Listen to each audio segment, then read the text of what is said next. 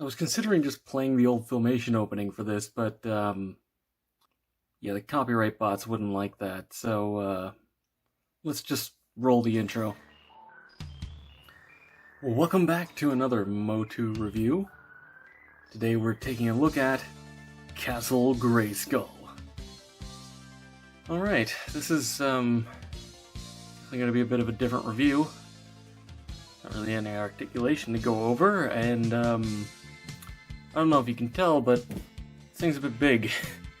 I couldn't even fit the box in the intro there. There's just no physical way I could have done that. I mean, you could probably tell I can barely fit Greyskull itself in my usual review setup, and I don't have anything bigger for this because I usually review, you know, little 1/44 scale model kits. So I'll do the best with what I got. This is probably going to get like 5 views, but whatever, I bought this for me. But anyway, this is, like I said, going to be a bit different.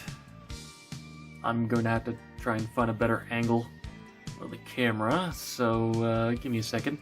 Okay, not the most professional setup, but I have the whole thing, almost the whole thing in view now, so I'll consider that an improvement, and I can still reach it without going too far off. Let's just start off by sort of doing an overview of the outside. The paint isn't actually that different from the vintage, though it does look a lot better because it's not a big black in the face there. They actually bothered to separate out the eyes and nose.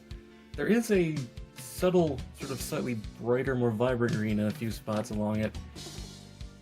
We'll come back to the door in a minute. I just want to turn it around real quick because not much to say about the back.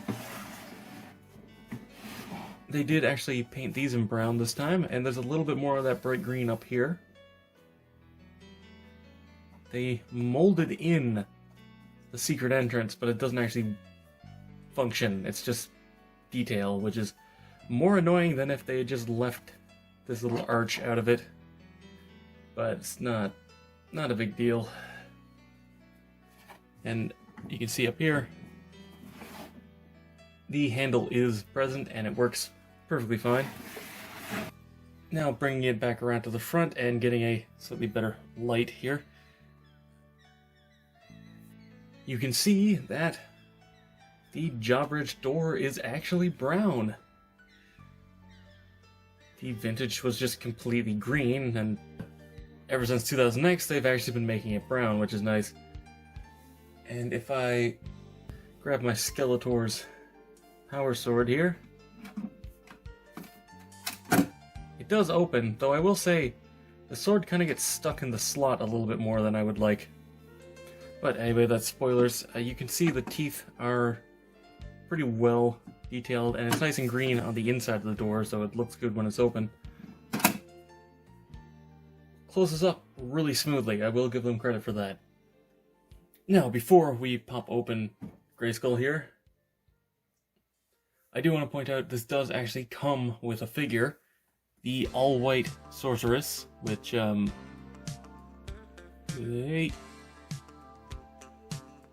doesn't want to focus on her face, huh?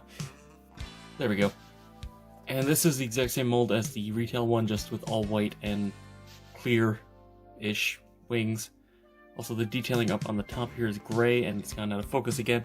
But yeah, this has the exact same articulation as all the other figures, you know, barbell neck, though just because of the stuff there, it doesn't really get much of... not a ton of range there. Universal joints for the shoulders, elbows, wrists, swivel at the waist, the sort of ball joint thing, however this is designed here. Mine has the new knees, because apparently they are actually reprinting this with the new sculpt. And you have the universal joints at the knees, boot cut, and the universal joints at the ankles. It does kind of seem like the ankles on mine are molded a little bit weird, but she can stand, so whatever. Alright, let's get this open. Turn it to the side here, pop these two clasps, and then I suffer to get this moving without moving the backdrop because of how heavy it is.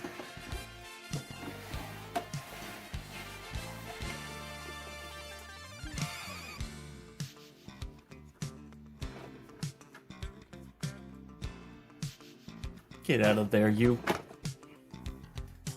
know that looks like your chair, but it's not. Alright, I've corrected the camera angle a little bit. This playset does have stickers you have to put on, though. Thankfully, these are actually fabric. Also, they have little clips.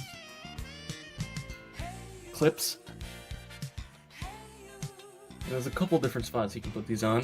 There's one down here, one here, obviously, one over on this side, and then over here.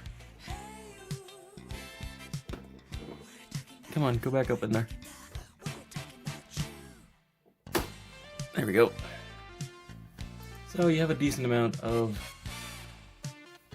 playability with these little cloth banners. Anyway, as for stickers, back of the chair, the carpet, which I think I actually put on upside down because the little shine in the eye seems to be facing me. Oops, at least it's on straight. The display up here. Oh yeah, the buttons up here, which was a little bit crooked. Stickers. The flag accessory obviously needs the 2 stickers on that. And the dungeon grate down there, which we'll take a look at in a bit. Not a lot of stickers, but they are really big. This is definitely one of those the parent needs to be involved when building this thing. Especially the dungeon grate sticker, because apparently the slightly complex edge on that is enough to fool even an adult who grew up with the vintage set. Not naming names, but you know who I'm talking about if you follow any other MOTU reviewers. I was moderately careful with it, and it didn't rip at all for me, so just, you know, be careful when taking off stickers. It's not that hard. Alright, let's start off with the accessories now, and might as well start off with the flag.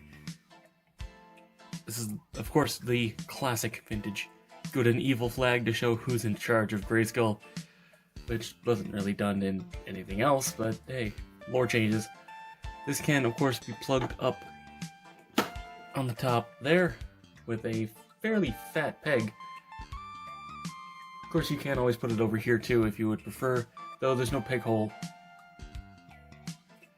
There's no peg up on this piece. Then you have the little turret that goes up on the top.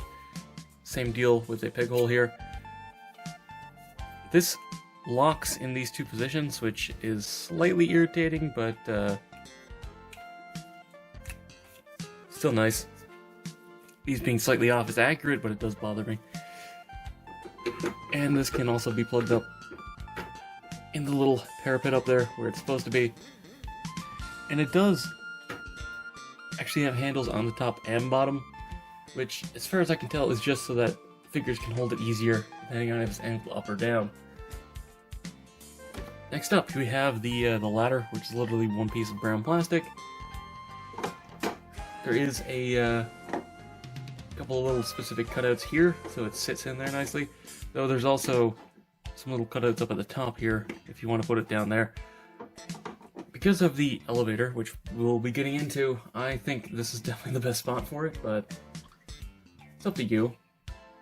You can move it around if you want.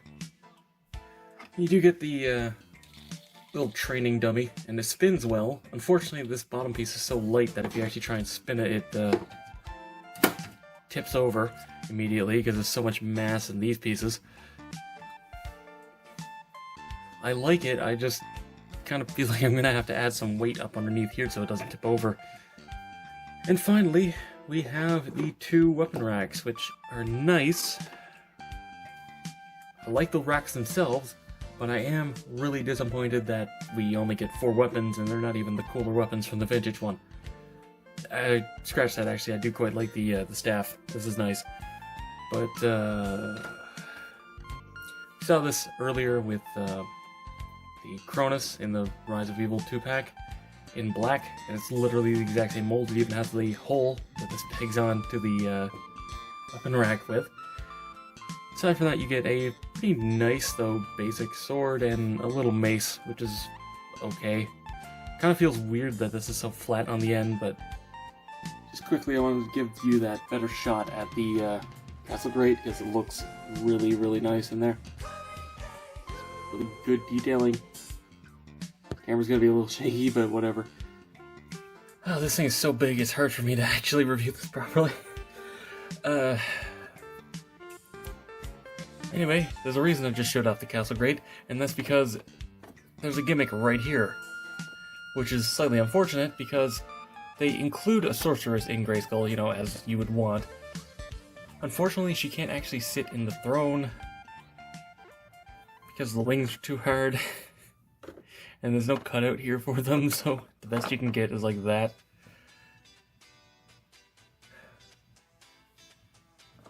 So instead, she's going to stand on it. You turn the throne. Now there is one thing that I don't really like, and that's that unlike the classic one, you really have to turn this a full 90 degrees to get this to drop instead of just a little bit of a turn. That's a little irritating, in my opinion. I would have preferred just, you know, a little like that and have it fall instead of having to go all the way over there. It is incredibly effective though. Pretty much any Origins figure will fall through that gate. And of course that lands pretty much directly above that dungeon grate, though it also lands pretty close to the drawbridge entrance in case you want to kick someone out instead of just imprison them.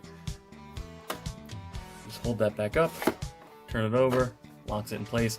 Very easy to do. And the final little gimmick or feature in this is the elevator, which is up and down. It's kind of a little bit shaky on the way down, I've noticed, but it's not too bad. One thing I have had a bit of a problem with is finding somewhere to actually hook this on that keeps the elevator actually right here. You kind of just have to throw it around here. Here being up around the handle. Which, to be fair, it holds it there fairly well, though it is starting to slip a little bit. There we go. It's a little bit lower than it should be, but it's close enough. Probably hook it on down here, actually. And that should hold it decently. Kind of. Oh well, it works well enough. I don't like how rickety it is on the way down, but it works at least. Normally I don't do size comparisons for these MOTU reviews, but I kind of feel like I have to in this case, don't I? Because, like, this thing's a little bit big. Like, the average high-grade Gundam is obviously shorter than the Origins figures anyway, but this thing's a little big. In fact, I'm actually going to break out a ruler for once. This is about 1.5 feet tall, almost 2 feet at the top of the flag. This is a very, very big playset. It's about 1 foot wide-ish. Like, I'll be honest, I kind of underestimated how big this was. I don't really have any shelf space at the moment. I'm gonna have to put up more shelves. So, to wrap up this review, I guess, overview, whatever you want to call it, I think this was worth the money. $100 Canadian. This thing's huge. Comes with a figure, which are usually like, you know, almost like $17 Canadian-ish, so take that off of it. It's like $80, which is, yeah, I think this was worth it for $80. My only complaint is that it doesn't come with more weapons, and also that they won't just give us a weapons pack, but not a big deal. Does everything you want it to. The stickers weren't hard to put on, though they were massive. Paint looks great. I'm sure this is going to look great on my shelf, and if any of my young cousins want to play with it, I will let them, obviously. I can totally recommend this if you think it's cool. And I mean, with a face like that, how could you not? Anyway, that's all for this review. Be sure to let me know what you think down in the comments below. Give the video a thumbs up if you enjoyed it, helps a lot. Subscribe and hit the bell for future reviews. Go follow me on Twitter for updates. And consider supporting me on Patreon so I can keep making reviews just like this one. And as always, until next time, happy building.